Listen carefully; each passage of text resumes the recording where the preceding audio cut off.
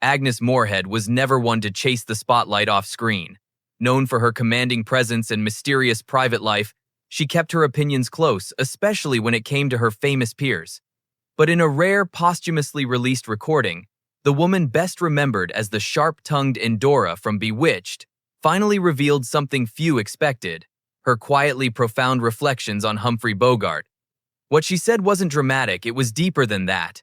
She described a man the public never really knew, not the hard-drinking icon of Casablanca, but someone far more complicated and quietly broken. And just as surprising, her own hidden connection to one of Hollywood's deadliest scandals, one that may have cost her life. Before she became the face of one of television's most unforgettable characters, Agnes Moorehead lived a life rooted in structure, faith, and fierce ambition. Born in 1900 Clinton, Massachusetts, her early years were steeped in discipline.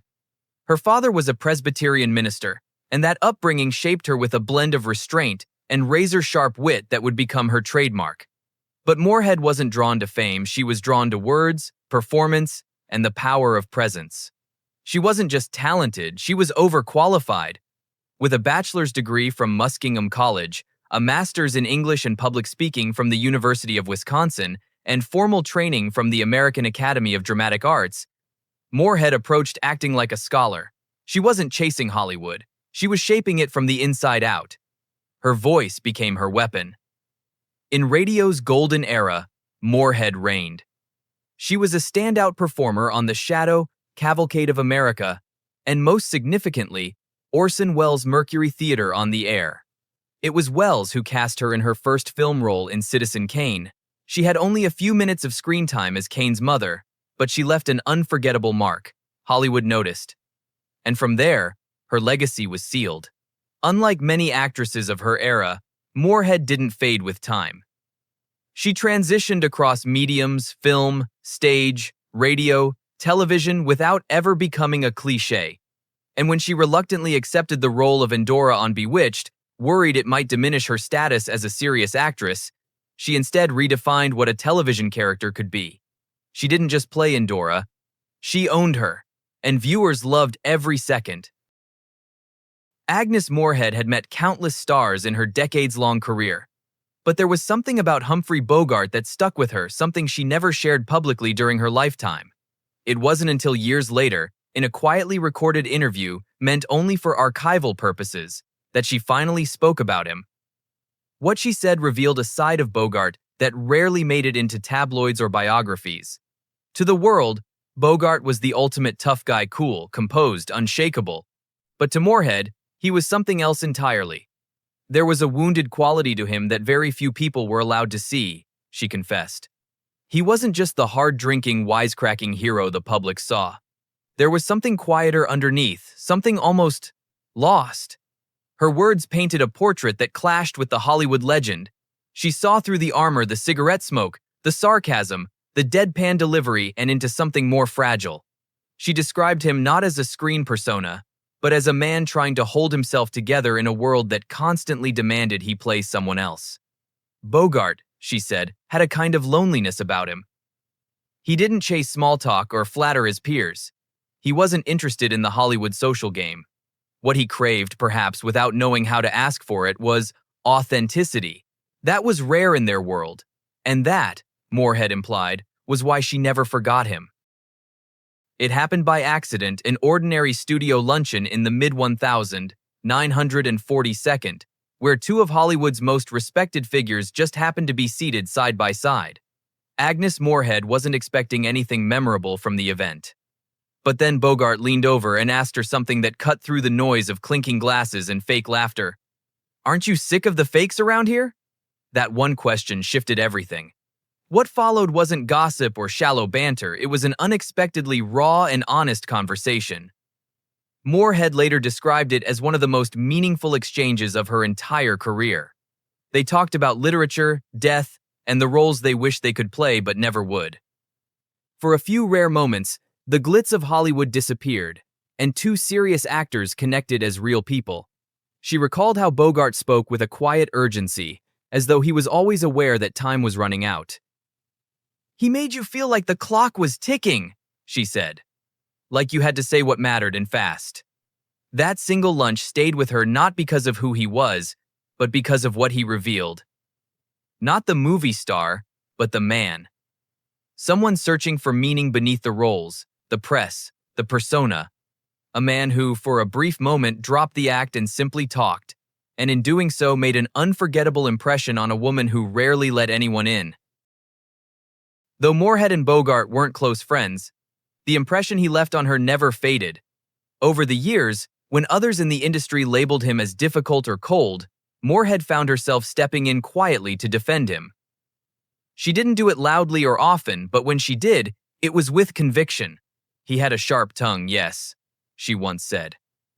But it was a shield. He'd been burned too many times. In an industry fueled by ego and appearance, Moorehead recognized something rare in Bogart: integrity. He didn't play along to please people. He didn't soften his words for comfort. He was blunt, even abrasive, but never fake. And for a woman who spent decades watching actors play roles both on and off screen, that meant something. But what stood out to her the most wasn't his toughness, it was his respect. "He never condescended to me," she recalled. "That may not sound like much, but for a woman in my position during those years, it was extraordinary." In a world where many leading men treated their female co-stars as ornaments or afterthoughts, Bogart treated Moorehead as an equal. He saw her work. He valued it. And he didn't make her feel like she had to apologize for her intelligence, her strength, or her presence. In an era when so many actresses were dismissed, Bogart's quiet acknowledgement carried weight. To Moorehead, that respect said more about him than any headline ever could. Just as Moorehead was earning widespread respect for her work on Bewitched, a shadow from her past began to surface, one tied to a film she rarely spoke about and a location that would become infamous: The Conqueror. In 1956, Moorehead joined the cast of the epic historical drama starring John Wayne and Susan Hayward. On the surface, it was another ambitious production. But beneath the sand and spectacle was a silent danger. The film was shot near St. George, Utah, just downwind from the Nevada test site, where the U.S. government had been conducting atmospheric nuclear tests for years. No one on set was told about the risk. Radioactive fallout had settled into the soil, the air, and even the props. Howard Hughes, who backed the film, later infamously had truckloads of that same irradiated sand shipped back to Hollywood for studio reshoots, unaware, or perhaps unwilling to admit, the extent of the contamination. Moorehead, like many others on the production, began to suspect something wasn't right. She reportedly told friends that she had never felt entirely well during the shoot, and often wondered if there was something poisonous in the environment. But the truth wouldn't fully come into focus until years later, when an alarming pattern emerged. Of the 220 people involved with The Conqueror, 91 would develop cancer. By 1980, 46 of them had died from the disease, including John Wayne, Susan Hayward, and director Dick Powell. Moorehead's diagnosis came later: uterine cancer. And while she never publicly blamed the film, those closest to her said she believed the role may have sealed her fate. Her friend, actress Sandra Gould, remembered Moorehead saying, almost in passing, "I should never have taken that part." It was a quiet admission, but behind it was a growing sense that something deadly had been hiding in plain sight, and that art had come at an unimaginable cost. The fallout from The Conqueror set became one of Hollywood's darkest chapters, one often overshadowed by glitz and glamour. Few realized at the time that the desert sands beneath their feet carried invisible dangers, and even fewer understood the long-term consequences. The staggering statistics revealed a grim reality. Nearly half of the cast and crew developed cancer, and countless lives were cut tragically short. Yet, the government maintained silence, and the studios kept quiet, choosing to protect their reputations rather than confront the truth.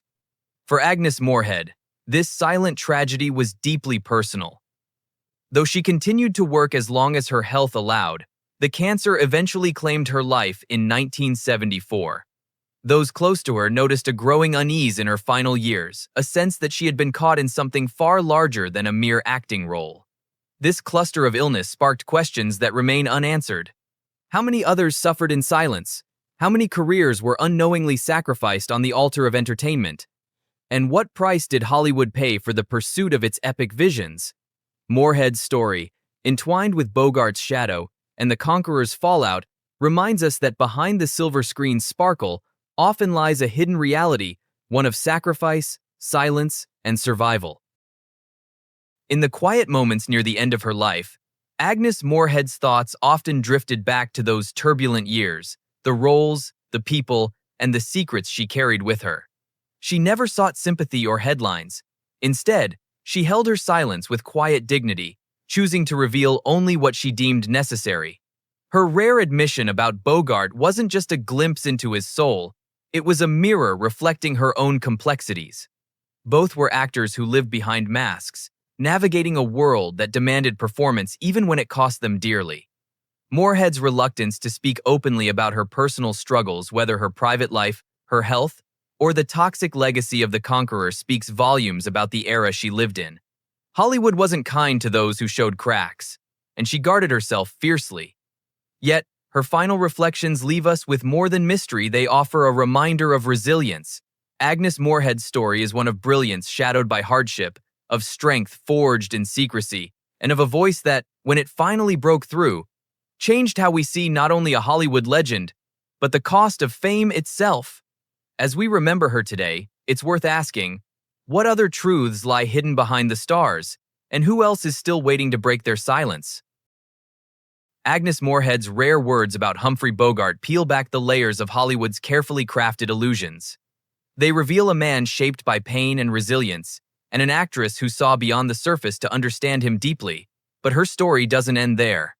Behind the glamour and laughter, Moorehead's life was marked by silent battles with identity, with health, and with the shadows cast by an industry that demanded perfection at any cost. Her connection to the conqueror tragedy reminds us that fame often comes with hidden dangers, both seen and unseen. Her legacy is a complex tapestry of brilliance and quiet strength. By finally breaking her silence, Moorehead invites us to look closer not just at the stars we idolize, but at the untold stories beneath the surface. What truths are still waiting to be uncovered in the shadows of Hollywood's golden age, and how many voices remain unheard? Agnes Moorehead's story encourages us to keep asking, keep listening, and never stop seeking the real stories behind the spotlight.